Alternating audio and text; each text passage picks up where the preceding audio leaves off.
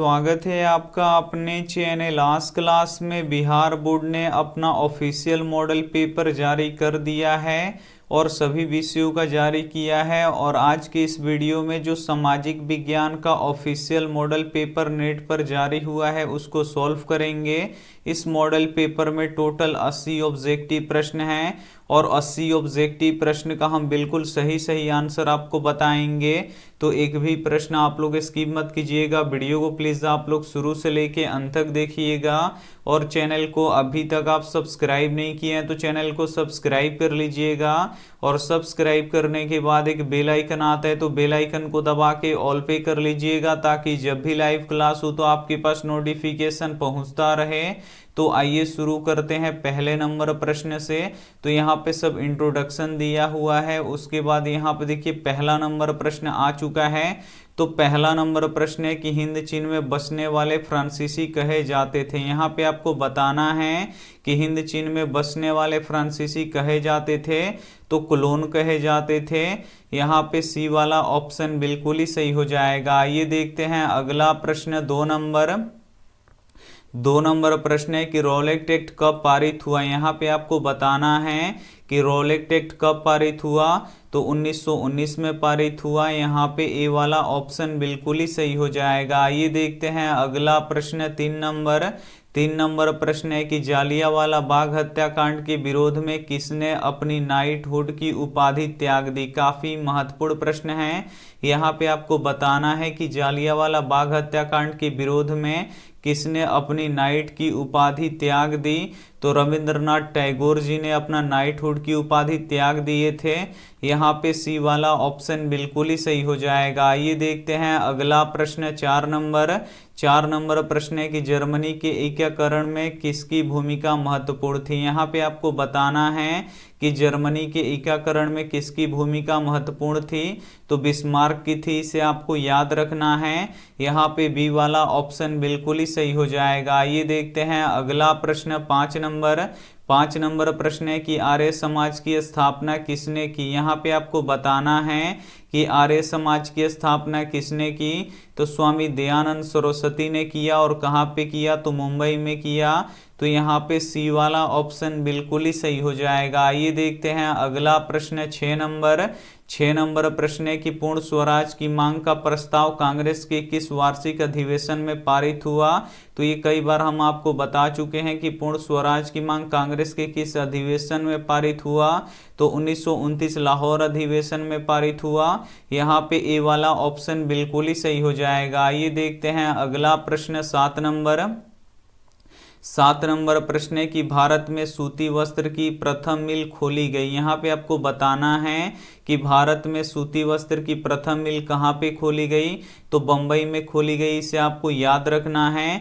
यहाँ पे बी वाला ऑप्शन बिल्कुल ही सही हो जाएगा। ये देखते हैं अगला प्रश्न आठ नंबर प्रश्न है कि अखिल भारतीय ट्रेड यूनियन कांग्रेस के प्रथम अध्यक्ष कौन थे। यहाँ पे आपको बताना है कि अखिल भारतीय ट्रेड यूनियन कांग्रेस के प्रथम अध्यक्ष कौन थे।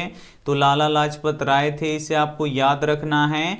यहाँ पे बी वाला ऑप्शन बिल्कुल ही सही हो जाएगा। ये देखते हैं अगला प्रश्न नौ नंबर प्रश्न है कि हिंद चीन क्षेत्र में अंतिम युद्ध की समाप्ति के समय अमेरिकी राष्ट्रपति कौन थे। यहाँ पे आपको बताना है कि हिंद चीन क्षेत्र में अंतिम युद्ध की समाप्ति के समय अमेरिकी राष्ट्रपति कौन थे। तो निक्सन थे, इसे आपको याद रखना है। यहाँ पे बी वाला ऑप्शन बिल्कुल ही सही हो जाएगा। ये देखते हैं अगला प्रश्न 10 नंबर प्रश्न है कि विक्टर एमेनुअल ने किसे प्रधानमंत्री नियुक्त किया। यहाँ पे आपको बताना है कि विक्टर एमेनुअल ने किसे प्रधानमंत्री नियुक्त किया। तो काउंट काबूर को किया। यहाँ पे सी वाला ऑप्शन बिल्कुल ही सही हो जाएगा। ये देखते हैं अगला प्रश्न 11 नंबर प्रश्न है कि रक्त और लौह की नीति का अवलंबन किसने किया। यहाँ पे आपको बताना है कि रक्त और लौह की नीति का अवलंबन किसने किया। तो बिस्मार्क ने किया। यहाँ पे डी वाला ऑप्शन बिल्कुल ही सही हो जाएगा। ये देखते हैं अगला प्रश्न 12 नंबर प्रश्न है कि नई आर्थिक नीति कब लागू हुई। यहाँ पे आपको बताना है कि नई आर्थिक नीति कब लागू हुई। तो नई आर्थिक नीति 1921 में लागू हुई। यहाँ पे सी वाला ऑप्शन बिल्कुल ही सही हो जाएगा। आइए देखते हैं अगला प्रश्न 13 नंबर प्रश्न है कि इंडियन स्टेट यूटरी कमीशन का अन्य नाम क्या है। यहाँ पे आपको बताना है कि इंडियन स्टेट यूटरी कमीशन का अन्य नाम क्या है, तो साइमन कमीशन है, इसे आपको याद रखना है। यहाँ पे बी वाला ऑप्शन बिल्कुल ही सही हो जाएगा। ये देखते हैं अगला प्रश्न 14 नंबर प्रश्न है कि महात्मा गांधी ने किस समाचार पत्र का संपादन किया था। यहाँ पे आपको बताना है कि महात्मा गांधी ने किस समाचार पत्र का संपादन किया था, तो यंग इंडिया का किए थे, इसे आपको याद रखना है। यहाँ पे बी वाला ऑप्शन बिल्कुल ही सही हो जाएगा। ये देखते हैं अगला प्रश्न 15 नंबर प्रश्न है कि गुटेनबर्ग ने सर्वप्रथम किस पुस्तक की छपाई की। यहाँ पे आपको बताना है कि गुटेनबर्ग ने सर्वप्रथम किस पुस्तक की छपाई की, तो बाइबिल का किए, इसे आपको याद रखना है। यहाँ पे सी वाला ऑप्शन बिल्कुल ही सही हो जाएगा। ये देखते हैं अगला प्रश्न 16 नंबर प्रश्न है कि अशोक का अभिलेख किस लिपि में है। यहाँ पे आपको बताना है कि अशोक का अभिलेख किस लिपि में है, तो ब्राह्मी लिपि में है। यहाँ पे ए वाला ऑप्शन बिल्कुल ही सही हो जाएगा। ये देखते हैं अगला प्रश्न 17 नंबर प्रश्न है कि बंगाल विभाजन कब वापस लिया गया था। यहाँ पे आपको बताना है कि बंगाल विभाजन कब वापस लिया गया था, तो 1911 में लिया गया था। यहाँ पे सी वाला ऑप्शन बिल्कुल ही सही हो जाएगा। और बंगाल विभाजन कब हुआ था, तो 1905 में हुआ था, तो ये भी साथ में आपको याद रखना है। आइए देखते हैं अगला प्रश्न 18 नंबर प्रश्न है कि रूस में कब दासत्व समाप्त किया गया। यहाँ पे आपको बताना है कि रूस में कब दासत्व समाप्त किया गया, तो 1861 में किया गया, इसे आपको याद रखना है। यहाँ पे ए वाला ऑप्शन बिल्कुल ही सही हो जाएगा। ये देखते हैं अगला प्रश्न 19 नंबर प्रश्न है कि किस सम्मेलन में 1 मई को मजदूर दिवस मनाने का निर्णय लिया गया। यहाँ पे आपको बताना है कि किस सम्मेलन में 1 मई को मजदूर दिवस मनाने का निर्णय लिया गया, तो द्वितीय अंतर्राष्ट्रीय सम्मेलन में लिया गया, इसे आपको याद रखना है। यहाँ पे बी वाला ऑप्शन बिल्कुल ही सही हो जाएगा। ये देखते हैं अगला प्रश्न 20 नंबर प्रश्न है कि होची मिन्ह की सरकार थी। यहाँ पे आपको बताना है कि होची मिन्ह की सरकार थी, तो उत्तरी वियतनाम में थी, इसे आपको याद रखना है। यहाँ पे बी वाला ऑप्शन बिल्कुल ही सही हो जाएगा। ये देखते हैं अगला प्रश्न 21 नंबर प्रश्न है कि वार एंड पीस किसने लिखी। यहाँ पे आपको बताना है कि वार एंड पीस किसने लिखा, तो लियो टोल्स्टॉय ने लिखा, इसे आपको याद रखना है। यहाँ पे बी वाला ऑप्शन बिल्कुल ही सही हो जाएगा। ये देखते हैं अगला प्रश्न 22 नंबर प्रश्न है कि सोवियत संघ का विघटन हुआ था। यहाँ पे आपको बताना है कि सोवियत संघ का विघटन हुआ था, तो 1991 ईस्वी में हुआ था। यहाँ पे ए वाला ऑप्शन बिल्कुल ही सही हो जाएगा। ये देखते हैं अगला प्रश्न 23 नंबर प्रश्न है कि पटना को अजीमाबाद नाम किसने दिया। यहाँ पे आपको बताना है कि पटना को अजीमाबाद नाम किसने दिया, तो अजीमुस्सान ने दिया, इसे आपको याद रखना है। यहाँ पे बी वाला ऑप्शन बिल्कुल ही सही हो जाएगा। ये देखते हैं अगला प्रश्न 24 नंबर प्रश्न है कि पाटलिपुत्र नगर की स्थापना किसने की। यहाँ पे आपको बताना है कि पाटलिपुत्र नगर की स्थापना किसने की, तो अजातशत्रु ने किया था, इसे आपको याद रखना है। यहाँ पे सी वाला ऑप्शन बिल्कुल ही सही हो जाएगा। ये देखते हैं अगला प्रश्न 25 नंबर प्रश्न है कि भारत में राष्ट्रीय आय की गणना किस संस्था द्वारा की जाती है। यहाँ पे आपको बताना है कि भारत में राष्ट्रीय आय की गणना किस संस्था द्वारा किया जाता है, तो केंद्रीय सांख्यिकी संगठन के द्वारा किया जाता है। यहाँ पे ए वाला ऑप्शन बिल्कुल ही सही हो जाएगा। ये देखते हैं अगला प्रश्न 26 नंबर प्रश्न है कि योजना आयोग का गठन कब हुआ। यहाँ पे आपको बताना है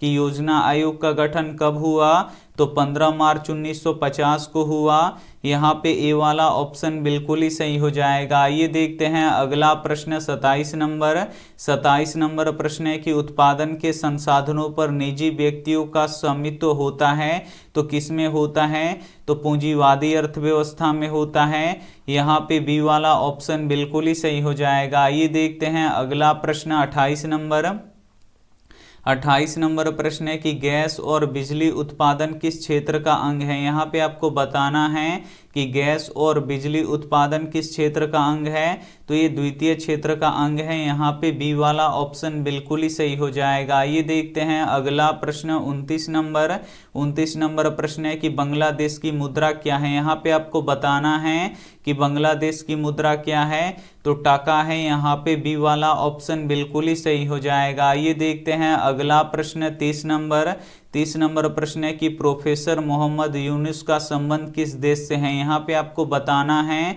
कि प्रोफेसर मोहम्मद यूनुस का संबंध किस देश से है, तो बांग्लादेश से है। इसे आपको याद रखना है। यहाँ पे सी वाला ऑप्शन बिल्कुल ही सही हो जाएगा। ये देखते हैं अगला प्रश्न 31 नंबर प्रश्न है कि प्राथमिक कृषि शाखा समिति कृषकों को किस प्रकार का ऋण प्रदान करती है, तो अल्पकालीन भी ऋण प्रदान करती है, दीर्घकालीन भी ऋण प्रदान करती है, मध्यकालीन भी ऋण प्रदान करती है, यानी इनमें से सभी करती है। तो यहाँ पे डी वाला ऑप्शन बिल्कुल ही सही हो जाएगा। ये देखते हैं अगला प्रश्न 32 नंबर प्रश्न है कि जवाहर रोजगार योजना किस वर्ष प्रारंभ हुई। यहाँ पे आपको बताना है कि जवाहर रोजगार योजना किस वर्ष प्रारंभ हुई, यानी शुरू हुई, तो 1989 में शुरू हुआ। यहाँ पे सी वाला ऑप्शन बिल्कुल ही सही हो जाएगा। ये देखते हैं अगला प्रश्न 33 नंबर प्रश्न है कि मनरेगा एक वर्ष में कितने दिनों का रोजगार देने की गारंटी दी जाती है। यहाँ पे आपको बताना है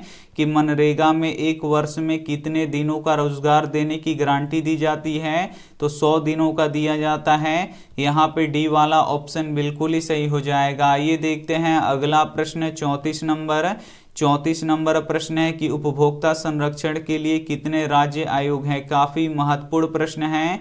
यहाँ पे आपको बताना है कि उपभोक्ता संरक्षण के लिए कितने राज्य आयोग हैं, तो 35 है। इसे आपको याद रखना है। यहाँ पे बी वाला ऑप्शन बिल्कुल ही सही हो जाएगा। ये देखते हैं अगला प्रश्न 35 नंबर प्रश्न है कि प्रोफेसर पीसी महानुलोविस की अध्यक्षता में किस समिति का गठन किया गया था, तो राष्ट्रीय आय समिति का गठन किया गया था। इसे आपको याद रखना है।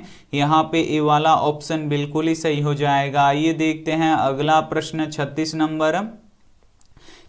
नंबर प्रश्न है कि उपभोग व्यय और बचत का योग कहलाता है। यहाँ पे आपको बताना है कि उपभोग व्यय और बचत का योग कहलाता है, तो आय कहलाता है। यहाँ पे बी वाला ऑप्शन बिल्कुल ही सही हो जाएगा। ये देखते हैं अगला प्रश्न 37 नंबर प्रश्न है कि निम्न में से कौन आर्थिक क्रिया का चक्रीय प्रभाव है। यहाँ पे आपको बताना है कि निम्न में से कौन आर्थिक क्रिया का चक्रीय प्रभाव है, तो उत्पादन है, व्यय है, आय है, ये तीनों हैं, यानी इनमें से सभी क्या हो जाएगा, बिल्कुल ही सही हो जाएगा। ये देखते हैं अगला प्रश्न 38 नंबर प्रश्न है कि भारत में सर्वप्रथम राष्ट्रीय आय का अनुमान कब लगाया गया। यहाँ पे आपको बताना है कि भारत में सर्वप्रथम राष्ट्रीय आय का अनुमान कब लगाया गया, तो 1868 में लगाया गया। यहाँ पे बी वाला ऑप्शन बिल्कुल ही सही हो जाएगा। ये देखते हैं अगला प्रश्न 39 नंबर प्रश्न है कि निम्न में से कौन सहकारिता का मूलभूत तत्व नहीं है। यहाँ पे आपको बताना है कि निम्न में से कौन सहकारिता का मूलभूत तत्व नहीं है,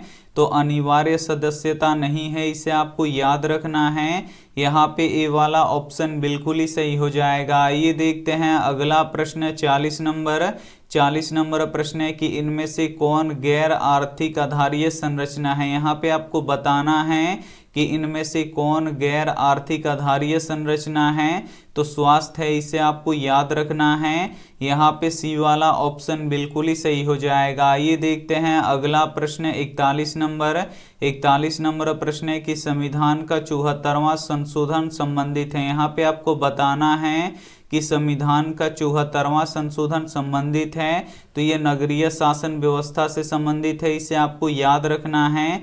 यहाँ पे बी वाला ऑप्शन बिल्कुल ही सही हो जाएगा। ये देखते हैं अगला प्रश्न 42 नंबर प्रश्न है कि बिहार में एक नगर निगम में अधिकतम कितने वार्ड हो सकते हैं। यहाँ पे आपको बताना है कि बिहार में एक नगर निगम में अधिकतम कितने वार्ड हो सकते हैं, तो 75 वार्ड हो सकते हैं, इसे आपको याद रखना है।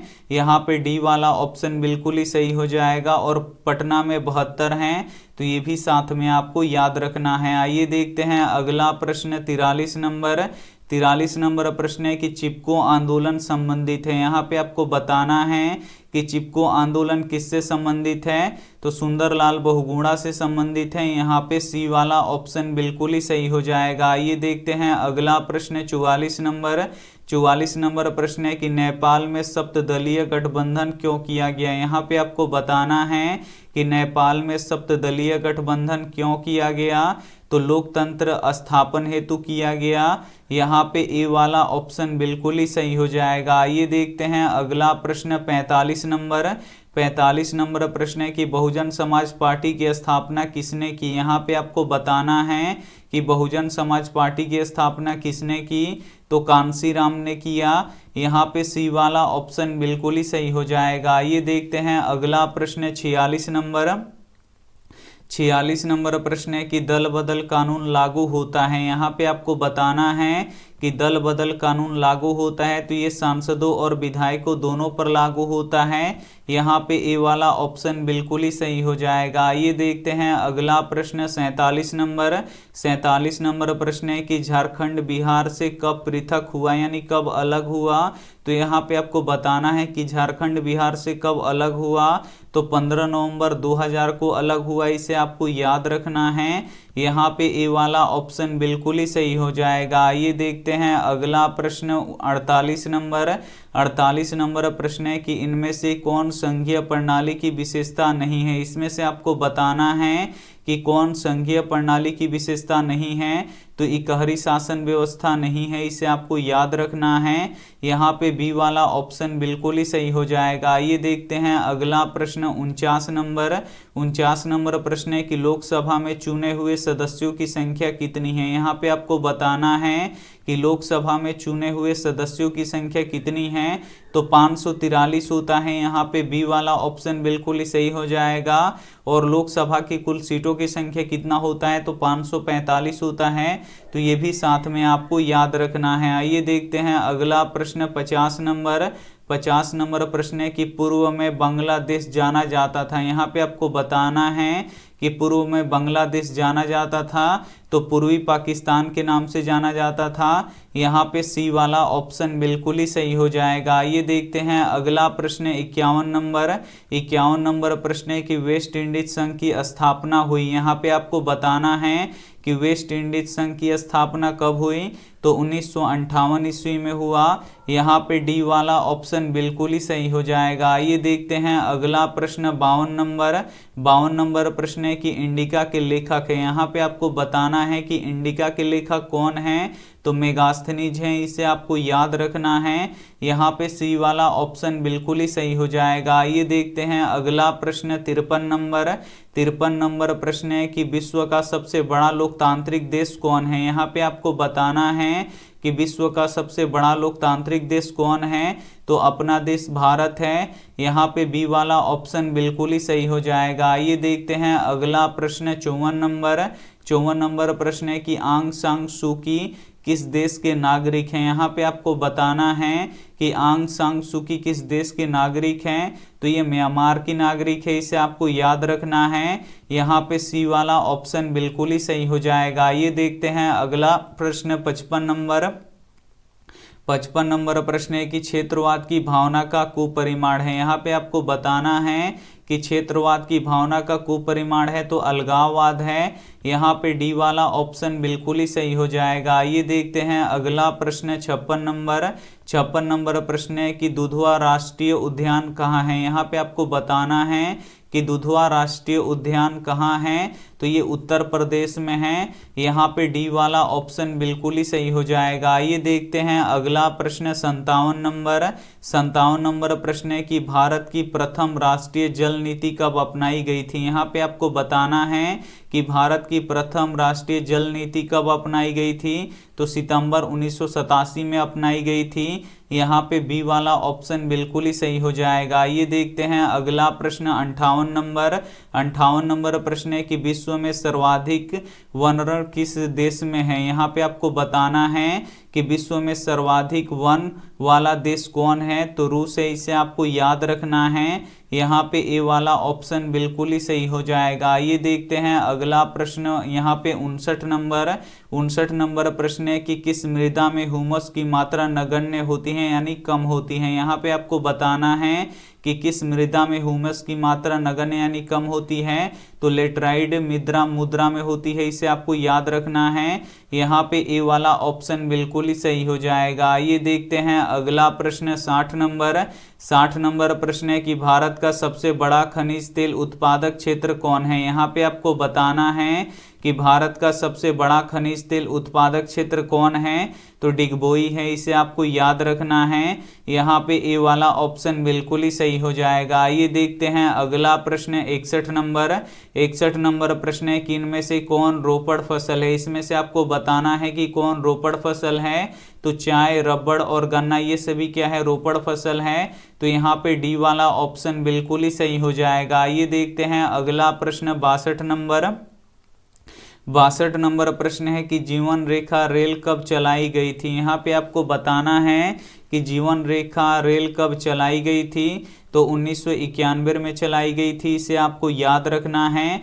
यहाँ पे बी वाला ऑप्शन बिल्कुल ही सही हो जाएगा। ये देखते हैं अगला प्रश्न 63 नंबर प्रश्न है कि कांवर झील कहाँ है। यहाँ पे आपको बताना है कि कांवर झील कहाँ है, तो बेगूसराय में है, इसे आपको याद रखना है। यहाँ पे सी वाला ऑप्शन बिल्कुल ही सही हो जाएगा। ये देखते हैं अगला प्रश्न 64 नंबर प्रश्न है कि किस राज्य में संयुक्त वन प्रबंधन का पहला प्रस्ताव पारित किया गया। यहाँ पे आपको बताना है कि किस राज्य में संयुक्त वन प्रबंधन का पहला प्रस्ताव पारित किया गया, तो पश्चिम बंगाल में किया गया। यहाँ पे ए वाला ऑप्शन बिल्कुल ही सही हो जाएगा। ये देखते हैं अगला प्रश्न 65 नंबर प्रश्न है कि इनमें से कौन अकार्बनिक खनिज है। इसमें से आपको बताना है कि कौन अकार्बनिक खनिज है, तो जो अभ्रक होता है ये अकार्बनिक खनिज होता है।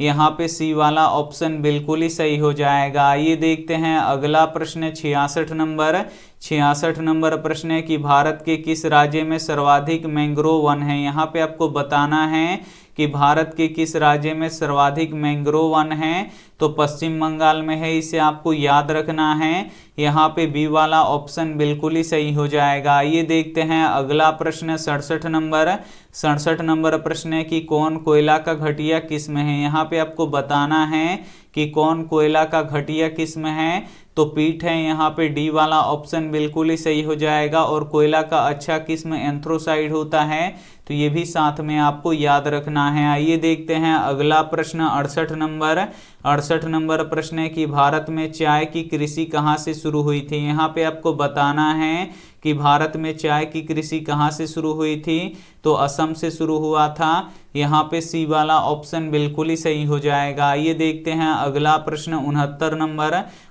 नंबर प्रश्न है कि पैराइट किस प्रकार का खनिज है। यहाँ पे आपको बताना है कि जो पैराइट है ये किस प्रकार का खनिज है, तो ये धात्विक खनिज है। यहाँ पे ए वाला ऑप्शन बिल्कुल ही सही हो जाएगा। ये देखते हैं अगला प्रश्न 70 नंबर प्रश्न है कि भारत का पहला परमाणु शक्ति संयंत्र कौन है। यहाँ पे आपको बताना है कि भारत का पहला परमाणु शक्ति संयंत्र कौन है, तो तारापुर है, इसे आपको याद रखना है। यहाँ पे ए वाला ऑप्शन बिल्कुल ही सही हो जाएगा। ये देखते हैं अगला प्रश्न 71 नंबर प्रश्न है कि कोडरमा का संबंध किस खनिज से है। यहाँ पे आपको बताना है कि कोडरमा का संबंध किस खनिज से है, तो अभ्रक से है, इसे आपको याद रखना है। यहाँ पे ए वाला ऑप्शन बिल्कुल ही सही हो जाएगा। ये देखते हैं अगला प्रश्न 72 नंबर प्रश्न है कि किस देश ने ओपेक की सदस्यता त्याग दी है। यहाँ पे आपको बताना है कि किस देश ने ओपेक की सदस्यता त्याग दी है, तो कतर ने त्याग दिया है, इसे आपको याद रखना है। यहाँ पे डी वाला ऑप्शन बिल्कुल ही सही हो जाएगा। ये देखते हैं अगला प्रश्न 73 नंबर प्रश्न है कि इनमें से कौन जूट का अग्रणी उत्पादक है। इसमें से आपको बताना है कि कौन सा देश जूट का अग्रणी उत्पादक है, तो बांग्लादेश है, इसे आपको याद रखना है। यहाँ पे सी वाला ऑप्शन बिल्कुल ही सही हो जाएगा। ये देखते हैं अगला प्रश्न 74 नंबर। 74 नंबर प्रश्न है कि आसुअन बांध किस नदी से संबंधित है। यहाँ पे आपको बताना है कि आसुअन बांध किस नदी से संबंधित है, तो ये नील नदी से संबंधित है। यहाँ पे सी वाला ऑप्शन बिल्कुल ही सही हो जाएगा। ये देखते हैं अगला प्रश्न 75 नंबर। 75 नंबर प्रश्न है कि इनमें से कौन प्राकृतिक आपदा नहीं है। इसमें से आपको बताना है कि कौन प्राकृतिक आपदा नहीं है, तो आतंकवाद प्राकृतिक आपदा नहीं है। यहाँ पे डी वाला ऑप्शन बिल्कुल ही सही हो जाएगा। आइए देखते हैं अगला प्रश्न 76 नंबर। 76 नंबर प्रश्न है कि विनाशकारी भूकंप से बिहार किस वर्ष प्रभावित हुआ था। यहाँ पे आपको बताना है कि विनाशकारी भूकंप से बिहार किस वर्ष प्रभावित हुआ था, तो 1934 में हुआ था। यहाँ पे डी वाला ऑप्शन बिल्कुल ही सही हो जाएगा। ये देखते हैं अगला प्रश्न 77 नंबर। 77 नंबर प्रश्न है कि बाढ़ के समय कौन सा स्थान सुरक्षित है। यहाँ पे आपको बताना है कि बाढ़ के समय कौन सा स्थान सुरक्षित है, तो ऊंची भूमि वाला स्थान सुरक्षित है। यहाँ पे ए वाला ऑप्शन बिल्कुल ही सही हो जाएगा। ये देखते हैं अगला प्रश्न 78 नंबर। 78 नंबर प्रश्न है कि भूस्खलन से अभिप्राय है, तो यहाँ पे देखिए मलबों का खिसकना, चट्टानों का गिरना, चट्टानों को खिसकना, ये सभी हैं, यानी इनमें से सभी हैं, तो यहाँ पे डी वाला ऑप्शन बिल्कुल ही सही हो जाएगा। ये देखते हैं अगला प्रश्न 79 नंबर। 79 नंबर प्रश्न है कि आकस्मिक प्रबंधन का प्रमुख घटक है, तो स्थानीय प्रशासन है, स्वयंसेवी संगठन है, स्थानीय लोग हैं, यानी इनमें से सभी हैं, तो यहाँ पे डी वाला ऑप्शन बिल्कुल ही सही हो जाएगा। ये देखते हैं अंतिम प्रश्न 80 नंबर। 80 नंबर प्रश्न है कि भूकंप प्रभावित क्षेत्रों में भवनों की आकृति कैसी होनी चाहिए, तो भूकंप प्रभावित क्षेत्रों में भवनों की आकृति आयताकार होनी चाहिए, तो यहाँ पे डी वाला ऑप्शन बिल्कुल ही सही हो जाएगा। इस मॉडल पेपर के, यानी जो बिहार बोर्ड ने ऑफिशियल मॉडल पेपर जो जारी किया है नेट पे, इसमें 80 ऑब्जेक्टिव प्रश्न था और 80 ऑब्जेक्टिव प्रश्न का बिल्कुल सही सही आंसर हम आपको बता चुके हैं। तो इसमें से जो भी प्रश्न आपको याद ना हो तो उसे आप लोग याद कर लीजिएगा। अब 1:30 बजे दिन में विज्ञान का जो ऑफिशियल मॉडल पेपर जारी हुआ है उसका यहाँ पे फुल सॉल्यूशन करवाएंगे, और इसका जो यहाँ पे लघु उत्तरीय और दीर्घ उत्तरीय प्रश्न है इसे भी हम करवाएंगे। तो कोई भी टेंशन लेने वाली बात नहीं है, सब आपको पढ़ाया जाएगा, अच्छी तरीके से पढ़ाया जाएगा।